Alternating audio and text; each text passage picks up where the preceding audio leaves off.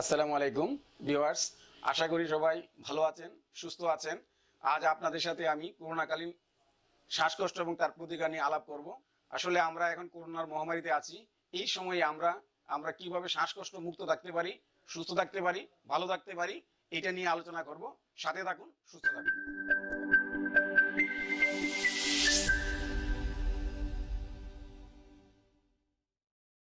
আমরা সবাই জানি আমরা একটা বৈশ্বিক মহামারীতে আছি। এখন চতুর্দিকে করোনার মহামারী চলছে, কিন্তু শ্বাসকষ্ট একটা পুরান রোগ। এমন কোনো মানুষ নাই যে কোনো সময় কোনো প্রকারের শ্বাসকষ্টে ভুগে না। কিন্তু আসলে শ্বাসকষ্টটাতে হলে কি হয়, যে এই যে বাতাস, এই বাতাসটা আমরা যাতে সহজে ফুসফুসে নিতে পারি, আমরা প্রাণ ভরে বাতাস দিতে পারি, ছাড়তে পারি, এটা প্রতিটা মানুষের ইচ্ছা থাকে। কিন্তু যখন আমরা ফুসফুসে বাতাস ঢোকে না, তখন আমাদের মনের ভিতরে, শরীরের ভিতরে একটা কষ্ট হয়। এটাকে সাধারণত আমরা শ্বাসকষ্ট বলে থাকি। তো এই শ্বাসকষ্ট কাদের হয়, কেন হয়, এটা আজকে আমাদের জানার বিষয়। আসলে প্রতিটা সমস্যারই একটা বয়সভিত্তিক এবং পুরুষ মহিলা ভিত্তিক সমস্যা থাকে। আমরা যদি শ্বাসকষ্টের কথা চিন্তা করি, তাহলে আমরা দেখি যে শ্বাসকষ্ট বিভিন্ন অসুখের জন্য হয়, আবার আমাদের মানসিক বিভিন্ন সমস্যার কারণে হয়। আবার বয়স্ক মানুষের এক ধরনের শ্বাসকষ্ট হয়, বৃদ্ধ হয়ে গেলে এক ধরনের হয়। আবার যারা পুরুষ মানুষ থাকে তাদের শ্বাসকষ্ট এক ধরনের, মহিলাদের এক ধরনের। তো আজকে আমরা কিছু শ্বাসকষ্টের কমন বিষয় নিয়ে আলোচনা করব। যে আমরা জানি আমাদের মাঝখানে অনেকে আছেন যারা অ্যাজমা বা অ্যালার্জির মতো অসুখ বিসুখে ভোগেন। তাদের যে লক্ষণগুলি থাকে তার মধ্যে একটা গুরুত্বপূর্ণ লক্ষণ হলো তাদের শ্বাসকষ্ট হয়। আবার অনেকেই আছেন যাদের হার্টের রোগ আছে, ইসকেমিক হার্ট ডিজিজ আছে, হার্ট ফেলিউর আছে। তো হার্টের কারণেও কিন্তু শ্বাসকষ্ট হয়, হৃদরোগীরা শ্বাসকষ্টে ভোগেন। আবার অনেক মানুষ আছে যারা বয়স্ক হয়ে গেছেন, চলাফেরা করতে পারেন না, তাদের শক্তি সামর্থ্য কমে গেছে। স্বভাবতই বয়সের কারণেও তারা এক ধরনের শ্বাসকষ্টে ভোগেন। আর এই বয়সে মানুষদের মধ্যে যারা বয়স বেশি হয়ে যায়, 65 বা বৃদ্ধ মানুষ, তাদের মাঝখানেও কিন্তু বয়সের কারণে এবং অসুখের কারণে শ্বাসকষ্ট হয়। তখন হয়তো তাদের শ্বাসকষ্টটা আমরা নির্দিষ্ট করে বলতে পারি না, কিন্তু তারা একটা শ্বাসকষ্টে ভোগেন। এরপরে আমরা আসি যে মহিলাদের কথা। অনেক মহিলা থাকেন যারা মহিলারা যখন গর্ভধারণ করেন, গর্ভধারণকালীন তখন তাদের কারো ক্ষেত্রে শ্বাসকষ্ট হয়। এবং অনেক মহিলা আছে যাদের অ্যাজমা বা অ্যালার্জি থাকে, গর্ভকালীন সময় তার মাত্রাটা বেড়ে যায় এবং তাদের ভিতরে একটা শরীর ভিতরে চেঞ্জ হয়, ফিজিক্যাল চেঞ্জ হয়।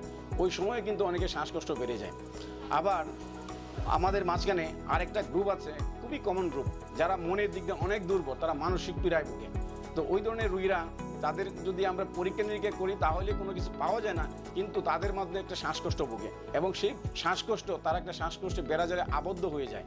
তারা মনে করে যে আমি বাতাস নিতে পারতেছি না, আমার দম বন্ধ হয়ে যাচ্ছে, আমি বাঁচবো না। কারোর মধ্যে এমন কিছু লক্ষণ বা উপসর্গ হয় যাদেরকে তারা দেখে তারাও চিন্তায় পড়ে যায়, না জানি তার কি অবস্থা হয়ে যাচ্ছে। তাহলে এই যে আমাদের বহুবিধ শ্বাসকষ্ট, এই শ্বাসকষ্ট থেকে আসলে আমাদের পরিত্রাণের উপায় কি? আরেকটা জিনিস আমি আপনাদের সাথে আলাপ করতে চাই, যে করোনা শুরু হওয়ার পর থেকে আমাদের মাঝখানে এক ধরনের মানুষ রয়েছেন, পুরুষ বা মহিলা, তারা দুর্বল মনের অধিকারী।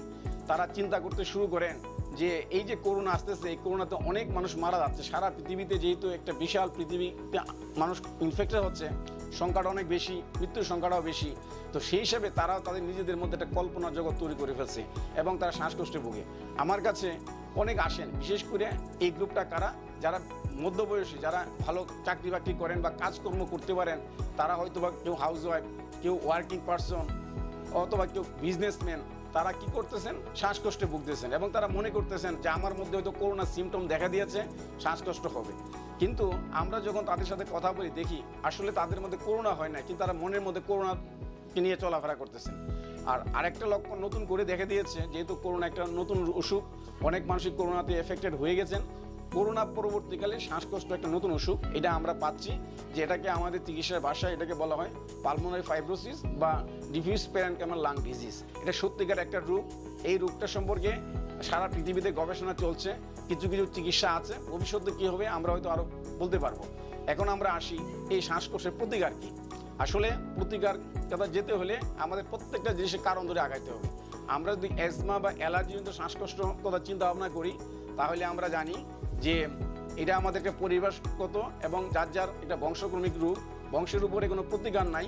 কিন্তু আমাদের যে অ্যালার্জি যেগুলি থাকে, যেমন আমাদের অনেকের পরিবেশের মধ্যে ডাস্টের মধ্যে অ্যালার্জি থাকে। অনেকের ঘরে আমরা কি করি, যে ওই গরমের মধ্যে আমরা অনেকে এয়ার ফ্রেশার দিই, আমরা সুগন্ধি ব্যবহার করি। যারা গৃহস্থালী কাজ করেন তারা ময় মশলা পাক শাক করেন, তারা ঠান্ডাতে ধোয়া মোছার কাজ করেন। অর্থাৎ আবার কারো দেখতে খাওয়া দাওয়ার মধ্যে ফুড অ্যালার্জি থাকে। তো আমাদের যার যার যে জিনিসে অ্যালার্জিগুলি আছে সেই অ্যালার্জিগুলি আমরা পরিহার করব। আর একটা হলো যে কোনো মানসিক দুশ্চিন্তায় মানুষের মনের জগৎটাকে বিকারগ্রস্ত করে তার অ্যালার্জির মাত্রাকে বাড়িয়ে দিচ্ছে। আর আরেকটা উল্লেখযোগ্য কারণ যে এখন যেহেতু করোনা কাল বা একটা ইনফ্লুয়েঞ্জার সিজন, করোনা একটা ভাইরাস, একটা ইনফ্লুয়েঞ্জা একটা ভাইরাস, যে কোনো ভাইরাসে অ্যালার্জি বাড়তে পারে। তো যারা করোনা দ্বারা আক্রান্ত হয়েছেন করোনা পরবর্তী সময়ে অথবা সিজনাল ফ্লু দ্বারা আক্রান্ত হয়েছেন তাদের ক্ষেত্রে অ্যালার্জিটা বেড়ে যেতে পারে। তো আমাদের করণীয় হইল যারা এই ধরনের রুগী আছেন তারা তাদের যে অ্যালার্জিগুলিকে পরিহার করবেন আর তাদের অসুখের জন্য চিকিৎসকের পরামর্শ অনুযায়ী সঠিকভাবে চিকিৎসা নেবেন। আর আমি আপনাদের একটা জিনিস শেয়ার করতে চাই, আমরা বিভিন্ন কুসংস্কারে ভুগি। আসলে কুসংস্কার এমন একটা জিনিস মানুষের চিকিৎসার চেয়ে অপচিকিৎসার দিকে চলে যায়। অনেক সময় মানুষ দিক বিদিক না পেয়ে অনেক খারাপ পরিণতিতে চলে যায়। এই জন্য আমরা কুসংস্কার পরিহার করব। আমরা একটা বিজ্ঞানসম্মত পৃথিবীতে বাস করি, আমাদের পৃথিবীতে প্রতিটা জিনিস সমাধান আছে। আমরা যে জায়গায় সমাধান আছে, চিকিৎসা আছে, আমরা চিকিৎসা খুঁজবো। আচ্ছা, শ্বাসকষ্টের আরেকটা খুব গুরুত্বপূর্ণ কারণ হয় যে অনেক মানুষ আছে যারা অ্যাসিডিটিতে ভুগে, গ্যাস্ট্রিক আলসার ডিজিজের, এটাকে আমাদের চিকিৎসায় ভাষায় বলে গ্যাস্ট্রোইসোফেজিয়াল রিফ্লাক্স। যাদের খুব বেশি মাত্রায় গ্যাস থাকে, সেই গ্যাসটা যখন উপর দিকে আসে তখন বুক চেপে আসে, শ্বাসকষ্ট হয়, শ্বাস নিতে পারে না।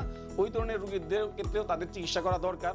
আর আমাদের মাঝখানে বর্তমানে একটা মহামারী, একটা সমস্যা হলো যে মানুষের ওবেসিটি একটা গ্লোবাল প্রবলেম। অনেক মানুষ মোটা হয়ে যে প্রবণতা, যারা অবেস তারা এমনি ফিজিক্যালি তাদের ডিজাইন বা ডিস থাকে, তাদের মোটা হওয়ার জন্য তাদের শরীর শক্তি কমে যায়। যে কোনো কারণেই যদি তাদের অসুখ বিসুখ হয় তখন তারা শ্বাস নিতে পারে না এবং তারা শ্বাসকষ্টে ভুগে এবং তাদের শ্বাসকষ্ট নিয়ন্ত্রণ করা অনেক কঠিন হয়ে যায়। এই জন্য তাদের ক্ষেত্রে আমার পরামর্শ হলো আপনারা যেভাবেই হোক যে এক উপযুক্ত বৈজ্ঞানিক পদ্ধতিতে কারো কোনো কথা না শুনে আপনাদের ওজন কমাবেন, চিকিৎসা করবেন, আপনারা মুক্ত হয়ে যাবেন। আচ্ছা, এরপরে আসি আমরা যে হার্টের রোগী যারা আছেন তারা হার্টের ডাক্তার কার্ডিওলজিস্টের চিকিৎসা অনুযায়ী হার্টের ওষুধগুলিকে খাবেন, নিয়মিত চলবেন, দেখবেন যে আপনাদের শ্বাসকষ্ট অনেক কমে যাবে। আর সর্বোপরি আপনাদেরকে আমি যে জিনিসটা বলতে চাই, আসলে এইগুলি দীর্ঘমেয়াদী ওষুধের একটা পরিক্রমা। তো এই জন্য যে আমরা আমাদের দীর্ঘমেয়াদী যাদের রোগ থাকে তারা এমনি মানসিকভাবে তারা অ্যাংজাইটিতে ভুগে, কেউ প্যানিক ডিসঅর্ডারে ভুগে। এই যে মানসিক রোগ ব্যাধি যেগুলি আছে এইগুলি আমাদের বোঝা উচিত এবং এগুলি থেকে আমাদের বেরিয়ে আসা উচিত। আমরা যদি আমাদের মনটাকে নিয়ন্ত্রণ করতে পারি, আর এই নিয়ন্ত্রণের দুটো পথ আছে। যারা ধর্মভিত্তিক জীবনযাপন করেন তারা নিজস্ব ধর্ম পদ্ধতি অনুযায়ী চলবেন, সৃষ্টিকর্তার উপর আস্থা রাখবেন, ওনার উপরে ভরসা করবেন, দেখবেন যে আপনার পেরেশানি অনেক কমে যাবে, শ্বাসকষ্ট কমে যাবে। অথবা বিভিন্ন মেডিটেশন পদ্ধতি আছে যাদেরকে মাইন্ড কন্ট্রোলটা আমাদের জন্য খুব গুরুত্বপূর্ণ। আমরা শরীর এবং মনকে আমরা নিয়ন্ত্রণ করব। তো দর্শক, আমরা আজকের আলোচনা খুব বেশি মাত্রায় বাড়াবো না। যদি আমার ভিডিও দেখে আপনাদের ভালো লাগে আপনারা আমার সাথে শেয়ার করেন, কমেন্ট করেন এবং পরবর্তী যে নেক্সটে আপনাদের সাথে যে ভিডিওটাতে আমরা চলে আসবো, আমরা বিষয়ভিত্তিক আলোচনা করব। আপনি আমাদের মাঝখানে অনেক মানুষ আছেন যারা অ্যাজমা বা অ্যালার্জির মতো রোগে ভুগতেছেন, আমরা সেই অ্যালার্জি অ্যাজমার চিকিৎসা কি আমরা সেই ব্যাপারে আলাপ আলোচনা করব। তো আপনারা সবাই ভালো থাকবেন, সুস্থ থাকবেন, আপনাদের শুভকামনা করে আমি আপনাদের বিদায় নিচ্ছি।